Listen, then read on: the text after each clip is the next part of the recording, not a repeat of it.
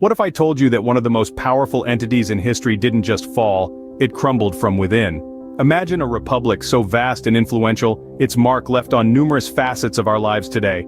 This is the Roman Republic we're talking about, a beacon of civilization that shone brightly in the annals of history. Born out of rebellion against a monarchy, the Roman Republic was a powerhouse of military might, political ingenuity, and cultural vibrancy. Its very essence was echoed in its Latin motto, Senatus Populusque Romanus, translating to the Senate and People of Rome, symbolizing its shared power structure. Yet, like many great entities, it wasn't immune to the ravages of time, internal strife, and power struggles. So how did such a seemingly invincible republic start to collapse? What were the underlying issues that ate away at the fabric of this historical giant?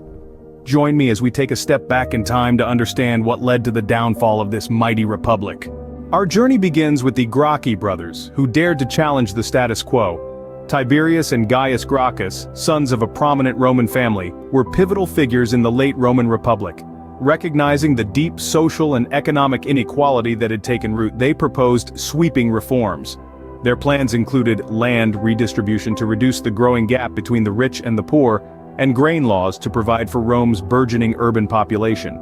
These proposals, while popular with the plebeians, the common people, were seen as a direct threat by the patricians, Rome's aristocracy. The resulting political instability and the violent ends met by both brothers underscored a troubling shift in Roman politics where open debate was increasingly replaced by force. Their tragic demise not only marked the end of an era, it also set a dangerous precedent for the Republic. As we see, the seeds of discord were sown early, but this was just the beginning. From social unrest, we moved to power struggles and civil wars, with one man at the helm, Sulla. Lucius Cornelius Sulla was a military and political leader of the late Roman Republic, who seized power in an unprecedented move. Sulla's dictatorship was marked by a series of reforms aimed at restoring the authority of the Roman Senate, but these actions only deepened the social and political divisions within Rome. His reforms included limiting the power of the tribunes, increasing the number of senators, and purging those he deemed enemies of the state. But Sulla's rule was not without turmoil. The civil wars that erupted during his reign were devastating, leading to widespread violence and instability. These conflicts served to further destabilize the Roman Republic, exacerbating the existing tensions and paving the way for future power struggles.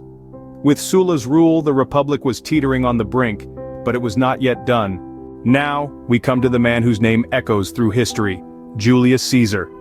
A brilliant military strategist, Caesar first made his mark during the Gallic Wars, where he expanded the Republic's territory to the English Channel and the Rhine. His victories cemented his popularity among the Roman people, but his ambition stirred fear in the Senate. Caesar's rise to power was a fascinating game of alliances and betrayals. He formed the first triumvirate with Pompey and Crassus, essentially bypassing the Senate's authority. But when Crassus died and Pompey sided with the Senate, Caesar found himself at war with his former ally. Emerging victorious, Caesar returned to Rome and declared himself dictator in perpetuity, effectively ending the Roman Republic's democratic traditions. He implemented reforms that benefited Rome's lower classes, further endearing him to the people but deepening the divide with the Senate. However, his reign was not to last. On the Ides of March, a group of senators led by Brutus and Cassius assassinated Caesar, hoping to restore the Republic. Ironically, their actions did the exact opposite. The death of Caesar plunged Rome into another series of civil wars, culminating in the Battle of Actium, where Caesar's adopted heir, Octavian, defeated Mark Antony and Cleopatra. Following his victory, Octavian took the title Augustus, becoming the first emperor of Rome. So you see, Caesar's rise and fall was a pivotal chapter in the tale of the Roman Republic. His dictatorship marked the end of the Republic's political structures, while his assassination triggered the violent power struggles that finally led to the establishment of the Roman Empire. It's fascinating to think about how the ambitions of one man could reshape the course of history, isn't it? But that's the power of leadership, and the danger of unchecked ambition.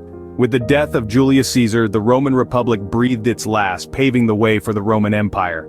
So, how did the mighty Roman Republic collapse? Well, it's a story of internal decay more than external force. The seeds of decline were sown with the social unrest stirred by the Gracchi brothers and their reforms. The chasm between the elite and the common people widened, tipping the balance of power and stability. This socio-political turmoil allowed for the rise of strongmen like Sulla, who seized power through dictatorship and civil wars. These conflicts further eroded the Republic's foundations, making it susceptible to change.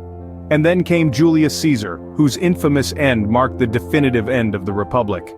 In essence, the Roman Republic's collapse was not a singular event, but a gradual process, fueled by social discord, power struggles, and political instability.